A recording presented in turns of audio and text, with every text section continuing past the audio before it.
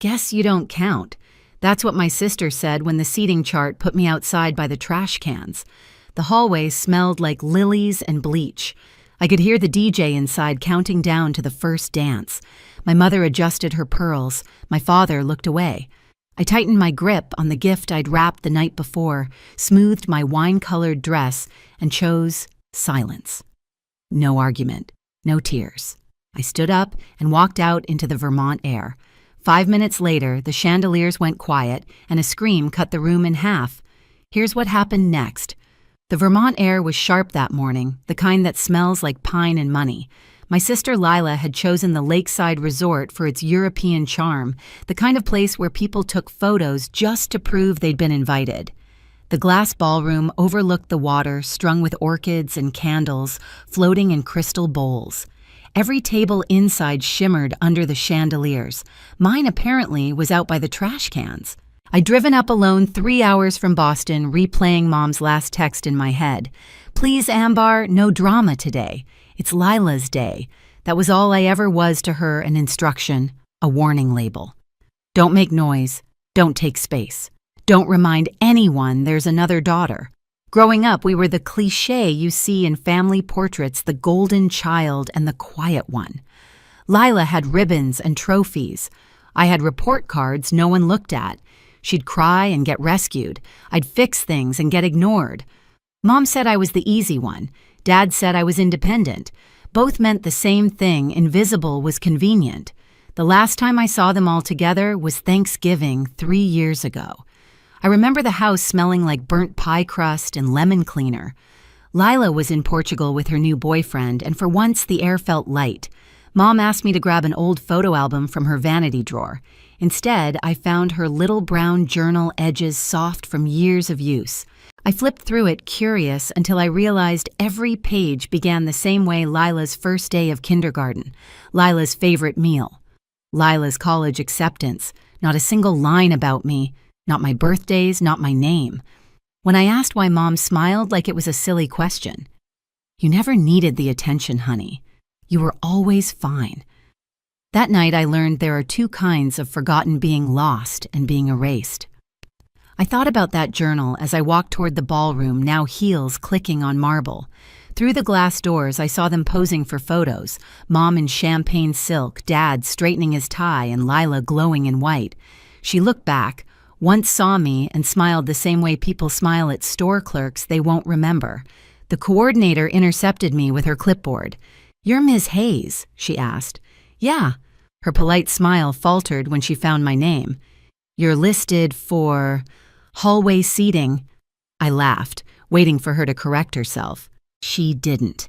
Hallway seating, next to the trash cans. I followed her hand toward the small folding table by the service doors. From there, I could see the entire ballroom, every sparkle, every laugh, but there was a wall between us, literal and otherwise.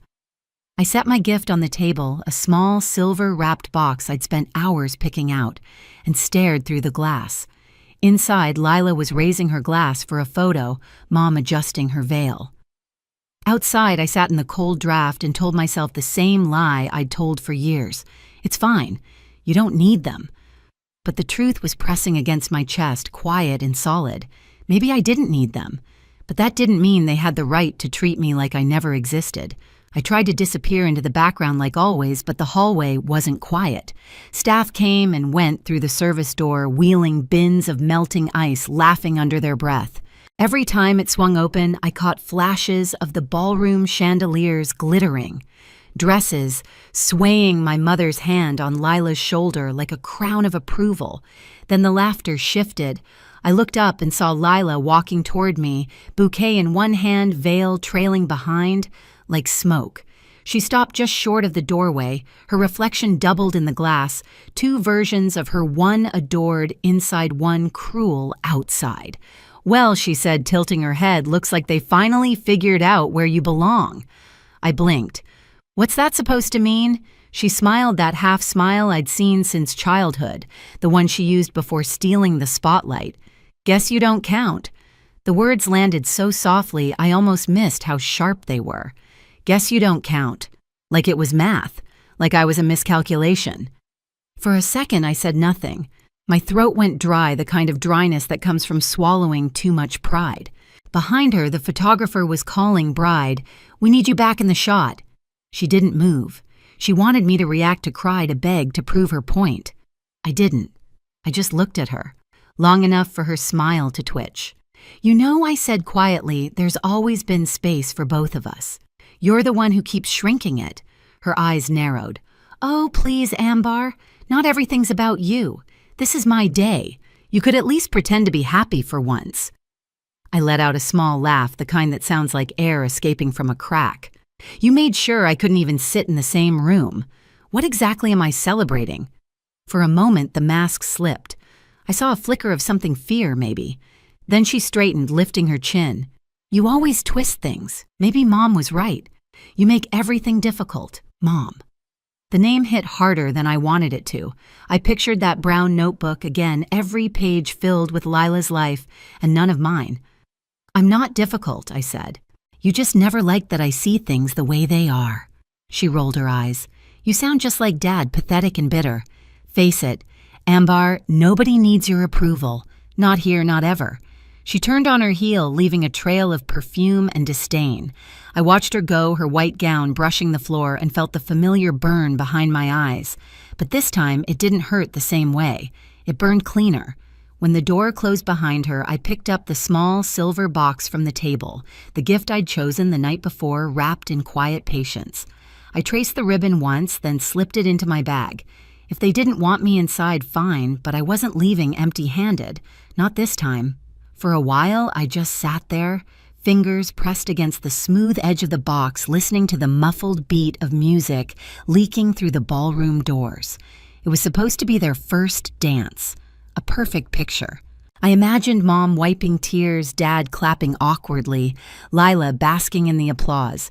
The same scene I'd watched my whole life from the edges. But edges cut. I stood up slowly. My reflection caught in the glass panel, still composed, maybe even graceful if you didn't look too closely. Inside the bag, the silver gift felt heavier than it should. I had wrapped it carefully the night before, tying the ribbon tighter than necessary. It wasn't just a present. It was proof, something that could shatter the image Lila built out of lies. 3 weeks earlier, I'd run into one of her old co-workers in Boston. A harmless lunch turned into a confession. Lila had been bragging for months about marrying Rich, about how easy it was to make Noah trust her. "He's sweet," she'd said, "but naive. A few fake tears and I get the house, the money, the last name." She'd laughed. My coffee went cold. I hadn't planned to use that information. Until today. Before leaving the hallway, I walked back to the reception table near the ballroom entrance. The wedding planner was distracted fussing over centerpieces. I slid the small silver box among the other gifts right on top of the pile labeled, "To Lila and Noah." My handwriting was neat, deliberate. Inside, on top of a crystal frame, was a folded note and a printout of the messages her coworker had shown me, screenshots and receipts. Not a threat, just the truth. I stepped back, checked my reflection one last time, and straightened my dress. My heart wasn't racing. It was steady calm in a way that felt almost foreign. Then I turned and walked toward the exit. The Vermont evening hit me with a rush of cold air. The lake shimmered under the lights, a mirror I didn't need anymore. I could hear the faint echo of clapping behind me, the crowd cheering for a dance I no longer cared to watch. For the first time in years, I didn't feel small. I didn't feel invisible. I reached the parking lot, the crunch of gravel under my heels like punctuation. No dramatic goodbye, no speech, just the quiet closure of a car door. As I started the engine, I looked back once at the glowing windows, the silhouettes moving behind glass, and whispered to myself, "Let the truth find its way." Inside the ballroom, laughter still floated above the music. A saxophonist hit a soft note. Glasses clinked. The crowd pressed closer around the couple on the dance floor. Lila glowed in that heavy white gown, the picture of perfection she'd rehearsed for months. Noah spun her once, twice the camera flashes painting everything gold. From outside through the tall windows, the scene looked like a snow globe, sealed, flawless, unreal. Then the silver box was opened. It happened near the gift table. A cousin had gathered the presents, sorting bows and ribbons for photos. Someone said, Let's have them open one a spur-of-the-moment show for the guests. Lila turned laughing and tugged the ribbon free.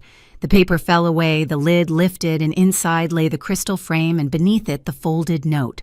Her hand hesitated. "What's this?" Bussa leaned over. The note slid loose and landed face up on the table. His eyes caught the screenshots before she could snatch them. He frowned, scanning the text messages printed in pale blue bubbles. A sentence stuck out. "He's so easy to handle. Cry a little and he buys anything I want." The music didn't stop right away. It just thinned. The violinist stumbled, missing a beat. Lila's fingers shook. This isn't someone's trying to... Noah didn't answer. He just kept reading page after page. Each line was worse than the last. Jokes about getting him to sign the prenup first, moving Mom and Dad into the guest house once he's settled. The same smirk she'd given me hours ago, now frozen on her face, brittle and wrong. "Who sent this?" she hissed. Her mother-in-law, Victoria, had been watching from across the room. When she heard the name Ambar Hayes whispered by one of the bridesmaids, her expression hardened. She crossed the floor with the slow certainty of someone used to authority. "I think you should read the rest before you blame anyone," she said. "These came to me this morning, forwarded from a stylist you hired. Apparently they were in the wrong thread." Lila's face drained of color. "That's not possible." Noah's voice was low. "It's real, Lila. The dates match." He turned the final page. A photo of her text, "The house will be mine by Christmas." A collective gasp rippled through the guests. Phones came out. The photographer froze mid-shot. Someone whispered, "Oh my God." Lila lunged for the papers. "You can't show people that Victoria stepped between them. You showed it yourself, sweetheart." That was when the screaming started, not loud at first, more like air leaving a body too fast. Lila stumbled back, the train of her gown catching under her heel. "No, you don't understand. He's lying. My sister, she did this." Noah's jaw tightened. Ambar didn't write those messages. She planted them. She's jealous. She's always... Stop. The single word cracked through the room like a whip. "You did this. You humiliated her today, and you thought no one would ever see who you really are." Every face had turned toward them now. The DJ lowered the volume. A child's voice asked Mom what's happening. Lila's perfect day was dissolving and she couldn't hold it together anymore. She spun toward her parents. "Do something." My mother Maggie stood pale and stiff near the head table, her champagne glass trembling. My father looked at the floor, lips pressed tight. For once, neither defended her. "You knew," Noah said quietly, his voice shaking now.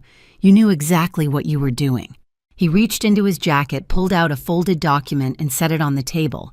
"This is an annulment petition. I already signed it." Lila stared at the paper like it was a live wire. Noah, you can't humiliate me like this." "I'm not humiliating you," he said. "You did that yourself." Someone turned off the music entirely. The room fell into a silence so deep it buzzed in people's ears. Then came the sound the guests would remember, crystal shattering as the frame hit the floor. Her voice cracked. "She's behind this, Ambar's behind all of it." Victoria exhaled slowly. "Funny. The only thing your sister did was tell the truth." Outside, I'd stopped by the car engine, idling. The glow from the ballroom windows flickered across the lake. I couldn't hear every word, but I heard the scream. It came sharp and high, echoing across the water, followed by the dull thud of a chair tipping. The sound I'd waited my whole life to hear, not out of cruelty, but closure. Inside, Lila's mascara streaked down her cheeks. "You'll regret this," she shouted, voice breaking. Noah turned away, shoulders heavy. "No, Lila, you will." He walked off the dance floor, followed by Victoria, the crowd parting around them like a tide. Mom reached for Lila's arm. "Sweetheart, maybe we should step outside." "Don't touch me," she cried, pulling free. "You all wanted this. You never loved me enough." Her voice dissolved into sobs. Dad spoke quietly for the first time that night. "You should apologize to your sister." The word stunned everyone, even Mom, but Lila only laughed a sound so brittle it didn't reach her eyes. Apologize to her? She's not even family. Dad shook his head slowly. "That's where you're wrong." He left it at that, turning away, shoulders sagging as he followed the crowd toward the exit. By the time the lights dimmed and the staff began sweeping broken glass from the floor, Lila sat alone under the chandelier. Her dress, once dazzling, now looked heavy wrinkled. The bouquet had fallen beside her chair. The same hands that had pushed me away now clutched air, desperate for something to hold. She never saw me. I was already gone. Through the fogged car window, I watched as guests hurried out into the parking lot, whispers trailing behind them. "It's all over social media already. Did you see his face? That poor girl. No, the other one, the sister." I didn't feel triumph, just quiet. I rested my hand on the steering wheel and thought about the hallway, the smell of lilies and bleach, the folding chair that squeaked when I sat. How it all started with a seat by the trash cans. How it ended with the truth laid bare in front of everyone who had ever looked through me. Justice didn't always roar. Sometimes it whispered, "Now they see you." The scream faded, swallowed by the night. The lake went still, again glassy and calm. I turned the key, headlights washing over gravel, and drove away from the sound of my sister's perfect world collapsing behind me. By the time I reached Boston, the sky was beginning to gray. The highway signs blurred past the hum of the tires, steady and low like white noise after years of shouting I'd learned to ignore. My phone buzzed nonstop in the cup holder, 16 missed calls from Mom, 3 from Dad, 1 from a number I didn't recognize. I didn't check any of them. The quiet was worth more than explanations. When I stepped into my apartment, it smelled faintly of coffee and rain. The city outside was waking up, headlights flashing across my window. I hung my dress on the back of a chair and stared at it, the deep wine color still flawless, untouched by the night. It looked like armor I hadn't known I was wearing. A new message appeared. "Please answer, Ambar." We didn't know. That was Mom. She always said that when things finally went wrong, we didn't know. But she had known all along. Every time she'd told me to stay quiet, every time she'd laughed at Lila's jokes, every time she'd said, "You're fine." I put the phone face down on the counter and opened my laptop instead. A map of Maine blinked back at me, dotted with tiny coastal towns. I picked one somewhere I'd never been and clicked book.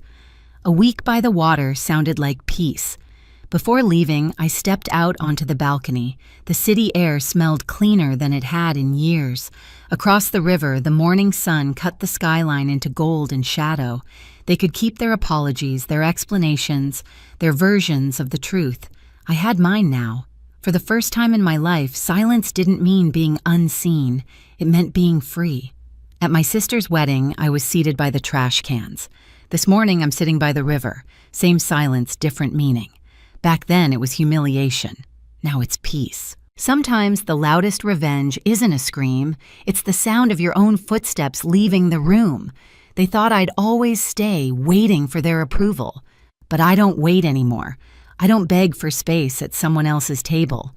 I build my own. If you've ever been pushed aside by the people who were supposed to love you, know this: walking away isn't weakness. It's the beginning of freedom. Tell me, have you ever had to walk away from your own family? Share your story below and stay for the next one.